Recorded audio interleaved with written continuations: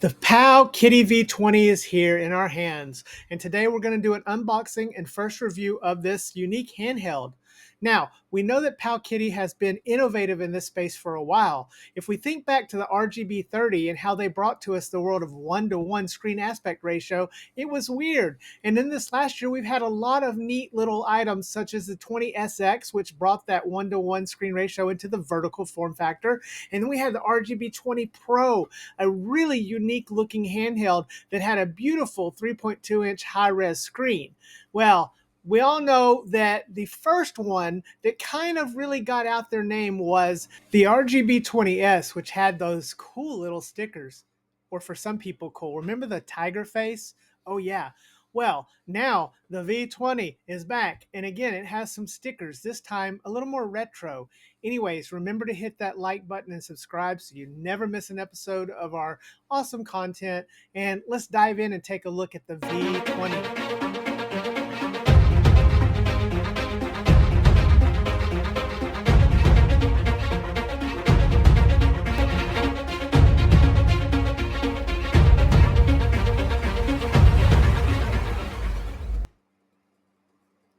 Did you take Naprozem from 2010 to 2020? If so, you may be entitled to compensation. Call the law offices of Ded and Fred today so you can... No, wait, I'm not a lawyer. Not that kind of a lawyer. I'm not a lawyer at all. Hey, Deadheads, welcome back to the channel.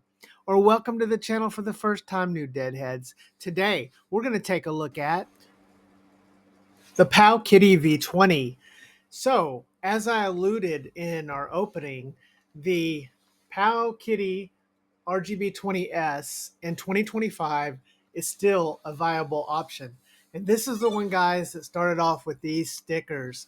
These stickers you could place and make it look cool and neat. Now, our friends at ArcadiaX have recently started to sell this model again.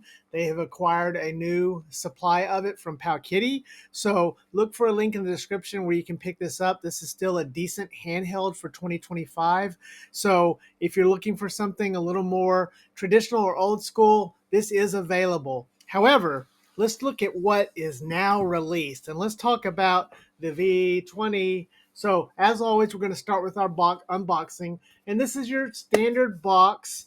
It seems like the X line is coming in that nicer packaging, and this is your traditional yellow packaging of the V20. So not much there on the box. You can see around the corners and the side, there's a little note here on one side, not much on the bottom. And then we do have the colorways here on the side, and it does come in 5 different colors, including the gray color, the DMG option that we've got in the packaging. So not a lot more on this box, but as always, as we open her up, we open the box and look inside, and we see the traditional packaging. So we have, of course, the unit in here. We'll get the unit out of the way. We have our normal foam here in our cover for it.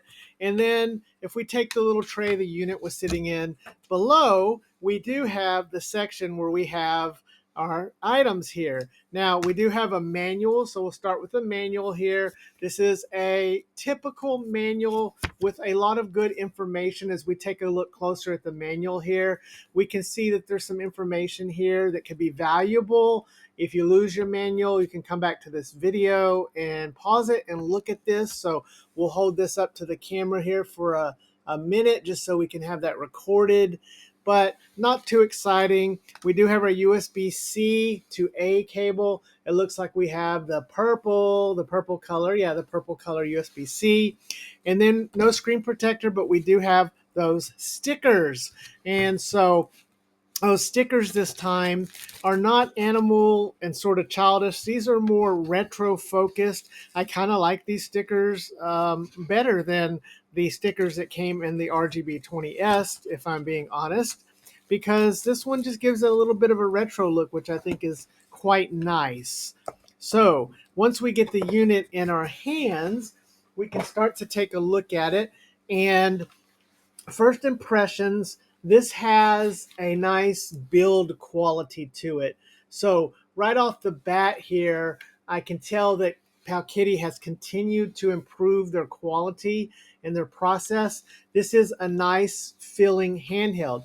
Now, if we compare this directly to the RGB 20S, you can start to see that this is a bigger handheld. So it has grown in size. It is a little bit thinner, but it's taller, even though it doesn't have a bigger screen. So, comparing the two of these, the new version, the V20 versus the RGB 20S, you do need to know that the V20 is just a slightly bit bigger in size all the way around. Now, that being said, I really like the look of this DMG color. This, what looks like beige or tan to me, they're calling gray. I think it's a nice color and certainly appreciate the look and feel of it. The materials feel nice, but let's get into our testing of it as always. And let's start with the buttons. And the buttons feel nice. The buttons they're not very loud. They're kind of quiet. They have a good travel distance to them, so pretty much satisfied with the travel distance. Not a lot to complain about there. The sticks, these are your typical sticks, Switch style sticks. I really wish that we had used better sticks. If we look at something else they have recently released, the X35H, they did use some improved sticks on that model. And as I show you the comparison here, those sticks are awesome. They're not Retroid awesome, but they're really awesome for Switch style sticks. And so it's kind of puzzling that they've taken a step back and not continue to use those sticks. Now, we saw this last year with other companies who release a model with something improved, like Ambernick calling you out with your improved sticks on one model and then not bringing it back until a little bit later. So maybe they're reserving the better quality sticks for the X line. I'm not sure. And we really love the X35H. Go check out that review if you haven't already. But moving on to the D-pad, the D-pad's a bit soft. Now, some people don't like soft D-pads, but this is a pretty soft D-pad with not much travel distance to it. I like it. It's not a bad D-pad, but it's certainly not the best that I've seen Powkiddy do. It's adequate, I'll give it that, but just feeling it and testing it, it's a little soft for my liking. Shoulder buttons, vastly improved. One of the things about the RGB 20SX that everybody complained about were the shoulder buttons, how they stuck out. I think that Powkiddy has learned from that because they have a much improved look here and they feel fantastic. They're a little bit loud, they're not quiet, and if you have the quietness of the buttons and you have the quietness of everything else, this may be loud. So if you're going to play this in bed with your partner or spouse, know that these are not quiet. I like them though. I like the way they feel. I like the angles they're at. I think they're nice, good quality shoulder buttons. Hey guys, sorry to interrupt the video, but I wanted to show you this product that Amazon sent to us.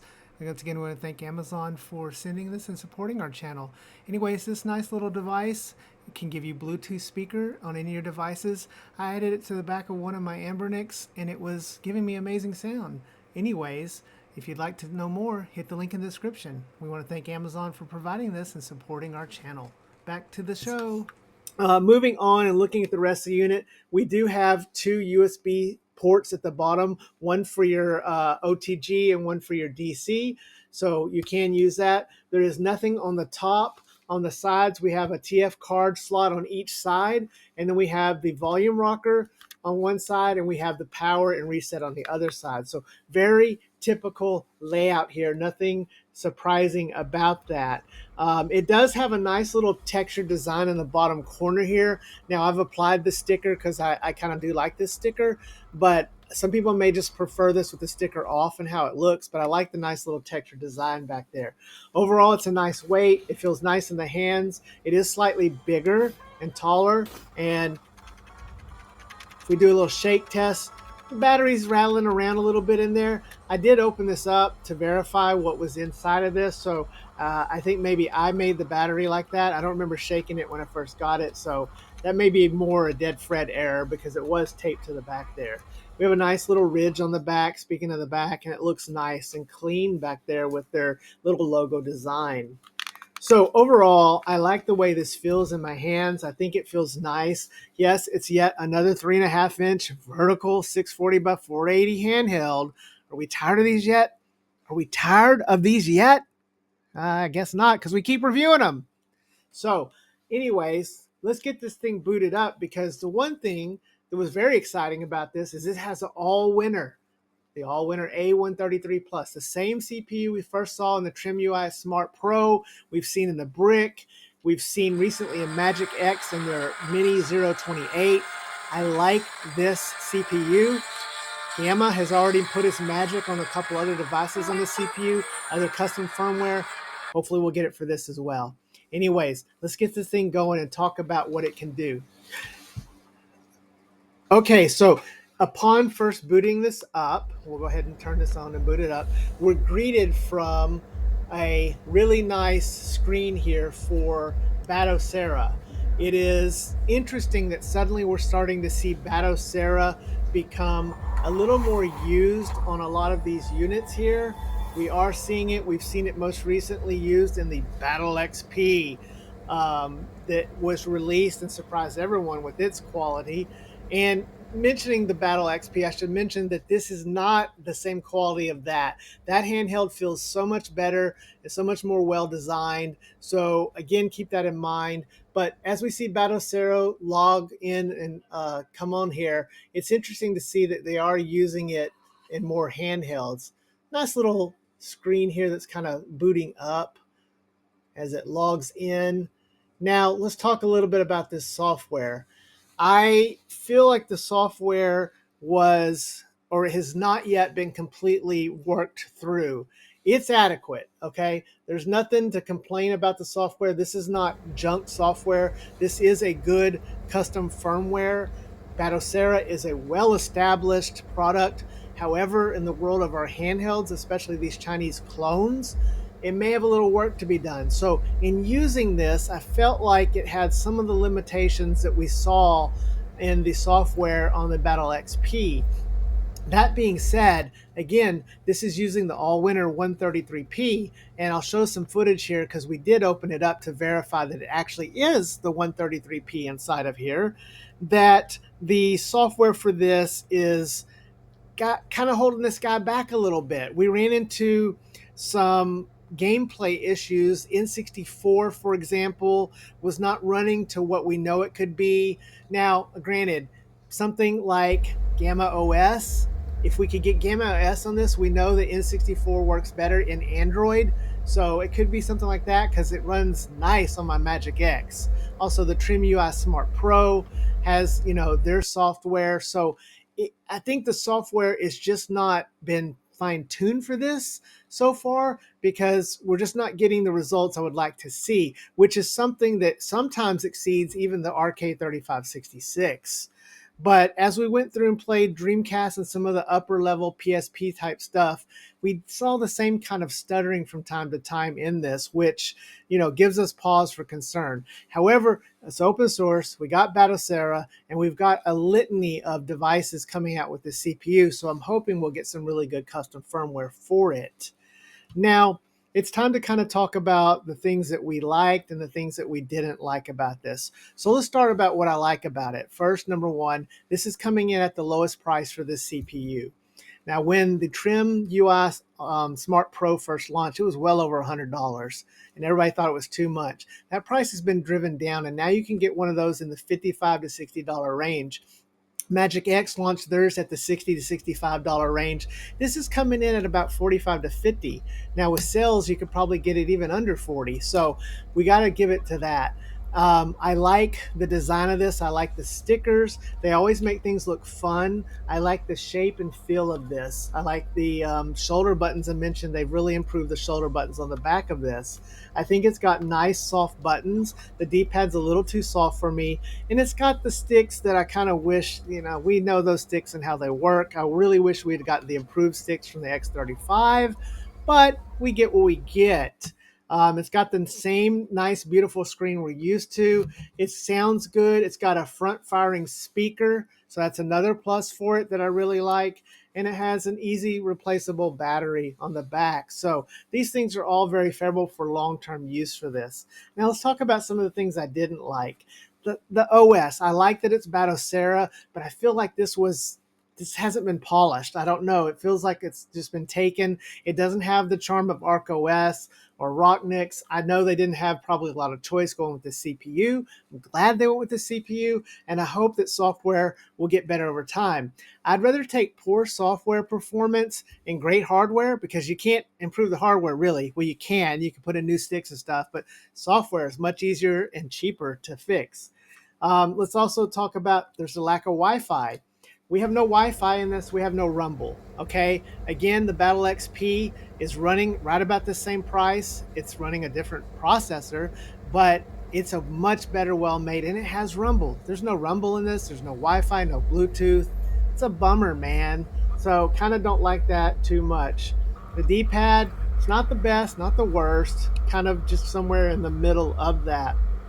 And then, I kind of just wish we had a couple more colors. Kind of boring with the colors they gave us. I like the stickers, but stickers can only do so much for it. So overall, I find that this would have been really interesting a year ago. Now coming out, it is just, there's so many of these handhelds, so many that we're seeing at this size, so many of the shape. And again, it's just getting a whole litany and sea of handhelds out there. So as we take this review out and we just show you some more gameplay footage, I think the V20 can be interesting for some people. I think getting it on the right price is key here. It has some qualities about it that are good and interesting, but overall, I really think they kind of took some steps back. We should have had the better sticks on this. They should have had Wi-Fi or rumble in this.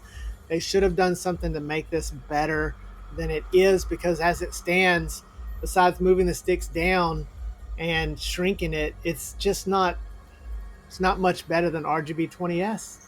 So anyways, guys, that's my unboxing and review of the V20. I hope you guys have enjoyed this. Please leave me a comment and let me know what you think.